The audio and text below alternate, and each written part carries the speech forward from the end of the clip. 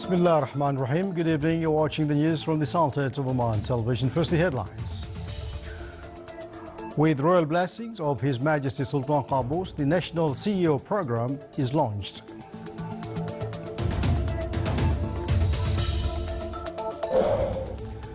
"25 agreements worth more than 376 million Omani Riyals are signed to develop land transport sector in the Sultanate.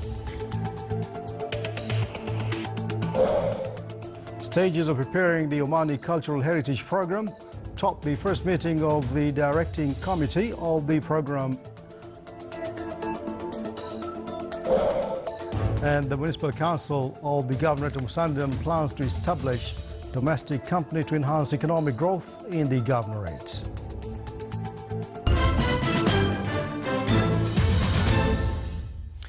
Those are the headlines, and now the news in detail.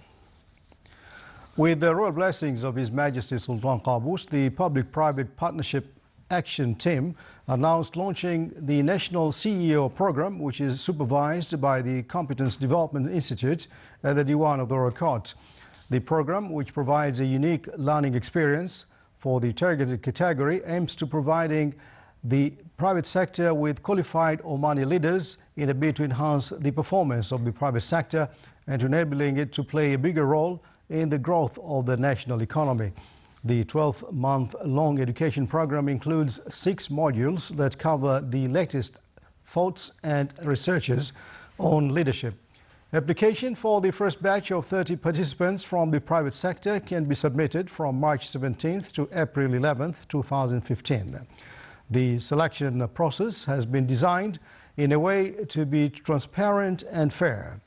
The program has been designed in partnership with the International Institute for Management and Development IMD in Switzerland, one of the most elite institutes in business administration at the global level, and McKinsey & Company, a world leader in management consultancy.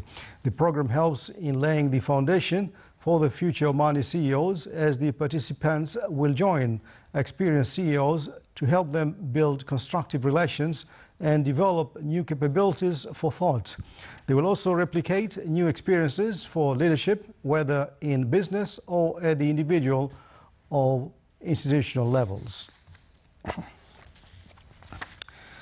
The law project of organizing the work of engineering consultancy officers forwarded from the Council of Ministers top discussions of the State Council members during the session today.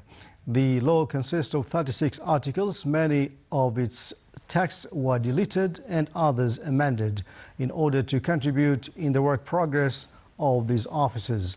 His Excellency Dr. Yahya bin Mahfouz al-Mandri, Chairman of the State Council, presided over the meeting.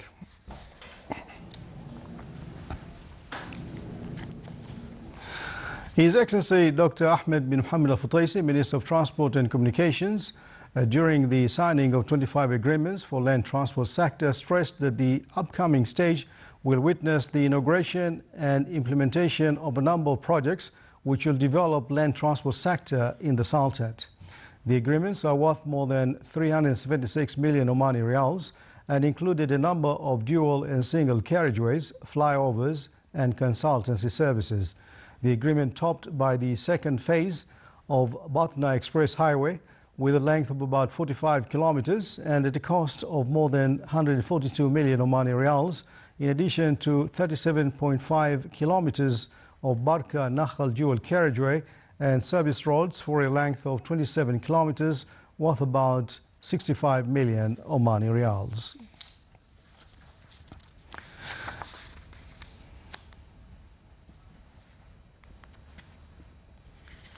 Awarded projects will not stop but will reprioritize if needed. This was announced by His Excellency Dr. Ahmed bin Mohammed al-Futaisi, Minister of Transport and Communications, who pointed to the committee or commitment to achieve projects on time, although there are some challenges.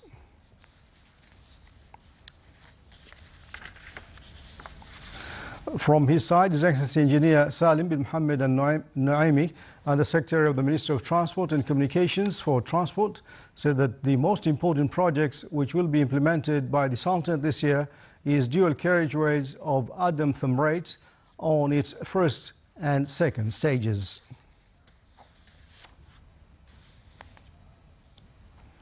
Stages of preparing the Omani cultural heritage and coming steps for procedures in order to set up documents of this program was the topic of the first meeting of the directing committee of the program.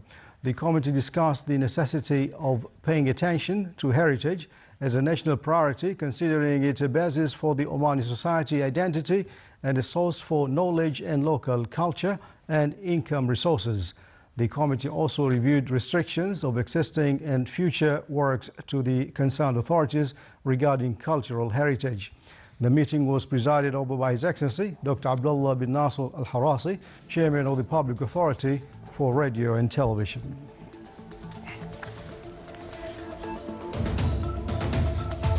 Still to come in our news bulletin, heritage activities including horse and camel races and traditional shooting competition are organized in the Wilayat of Sahel.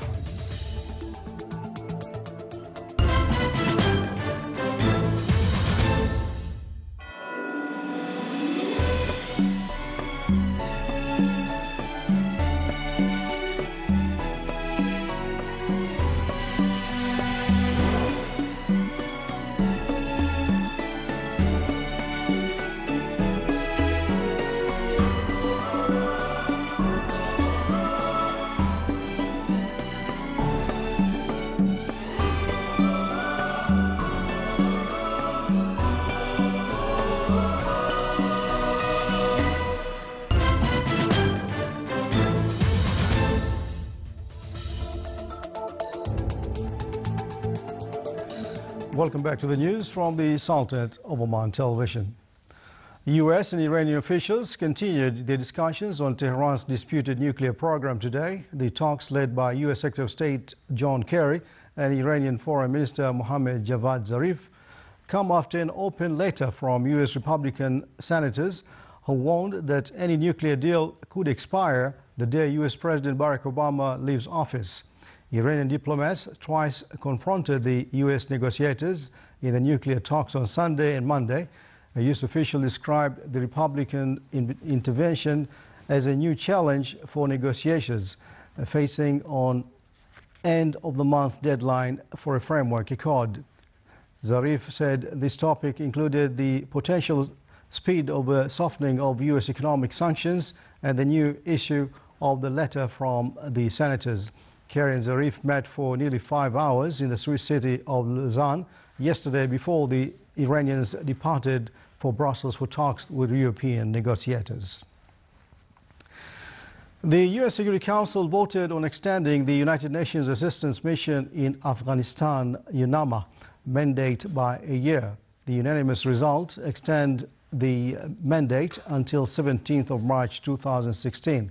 Speaking during yesterday's Security Council meeting, UNAMA's chief Nicholas Hayson said there was an alignment of circumstances that could be conducive to fostering peace talks between the Afghan government and the Taliban. The country's permanent representative to the UN, Zahir Tanin, welcomed the renewal of the mandate, calling on all Afghans to take part in the peace process.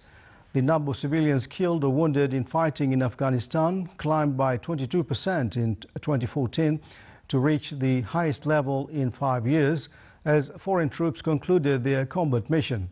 The report attributed the rise in casualties to international ground fighting, in which weapons like mortars, rockets and grenades are used in populated areas, sometimes indiscriminately.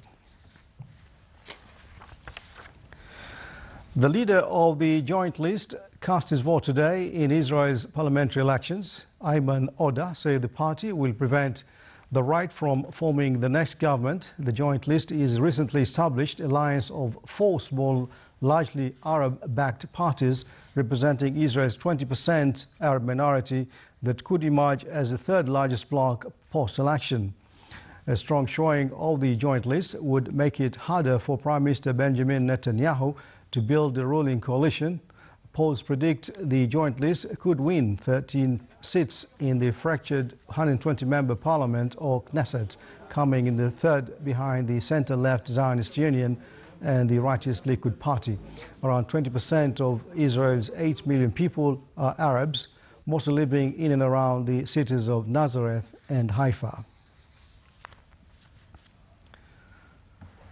Some 800 people protested in Mexico City after one of Mexico's most prominent journalists, whose team revealed a conflict of interest scandal ensnaring President Enrique Pena Nieto last year, was fired by her employer MVS Radio. Late last year, reporter Carmen Artistig exposed that Pena Nieto's wife, Angelica Rivera, was in the process of acquiring a luxury house from a government contractor that won millions of dollars in state business. It later emerged that both Pena Nieto and his finance minister had also purchased houses from government contractors. The revelation demanded Pena Nieto's reputation.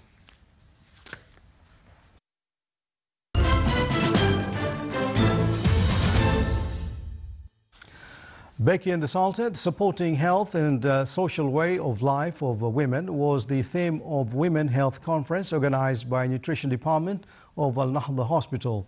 The event focused on ways to enhance women's health in various aspects, especially with regard to taking healthy food full of various important nutrition elements. It also aimed to exchange expertise among participating experts who came from various countries. It also discussed ways to raise health awareness among workers in the field of nutrition at various health establishments in the Sultanate. The Minister of Health, represented by the Director General of Planning and Studies in cooperation with World Health Organization, organized a workshop on transferring health knowledge into policies and practices. The workshop aims to support decision makers and planners to make decisions depending on evidences and scientific proofs, in addition to acquainting with potentials of the participants and the institutions they belong to, in order to enhance using research proofs to establish policies of the health system in the Sultanate.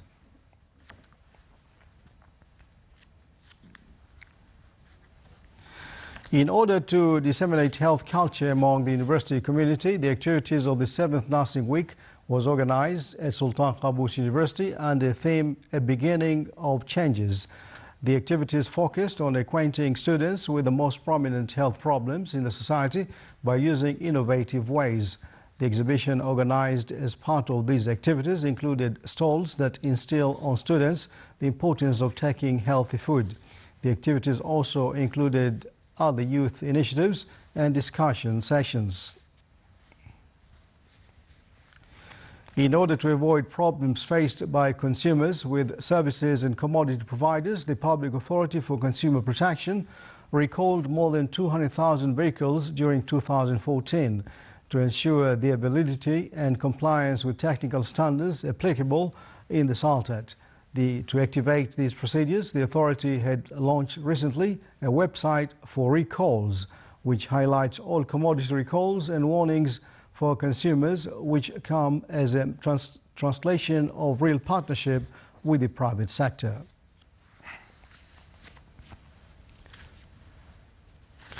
The State's general budget recorded a surplus of 194.1 million Omani Riyals by the end of last January.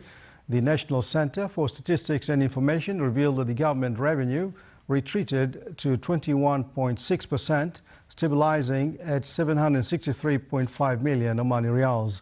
This was due to the retreating of the oil revenue and shifting of the general reserve funds. The general expenditure also retreated by 20.1% to 562.2 million Omani Riyals. The members of the Municipal Council in the Governorate of Musandam discussed establishing a domestic company under the name of Musandam International Investment Company with a capital of 20 million Omani Riyals. During the meeting, a number of development and service projects which contribute in economic growth of the Governorate were discussed.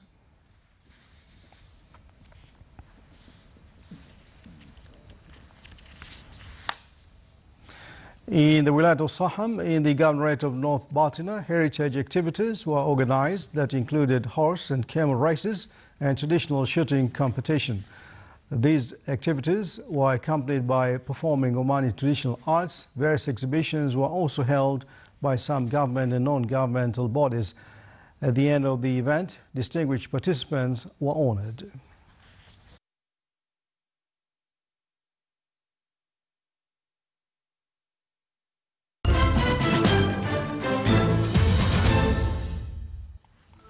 Now for the general weather forecast, clear to partly cloudy skies will prevail over the northern parts of the Sultanate with chances of scattered rainfalls. Winds will be north to northeasterly light to moderate along the coast of the Sea of Oman, while it will be southerly to southeasterly light to moderate along the rest of the Sultanate. Seas will be moderate to rough with a maximum wave height of 2 meters.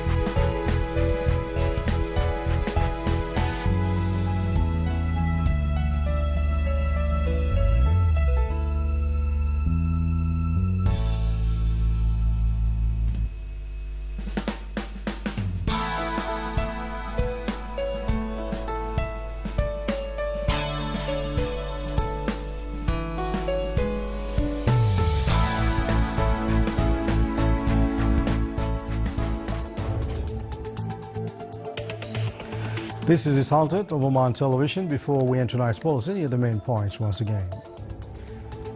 With royal blessings of His Majesty Sultan Qaboos, the National CEO Program is launched.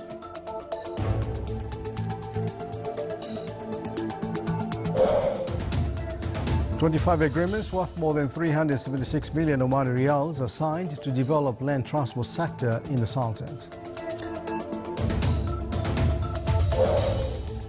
Stage of preparing the Omani Cultural Heritage Program topped the first meeting of the directing committee of the program.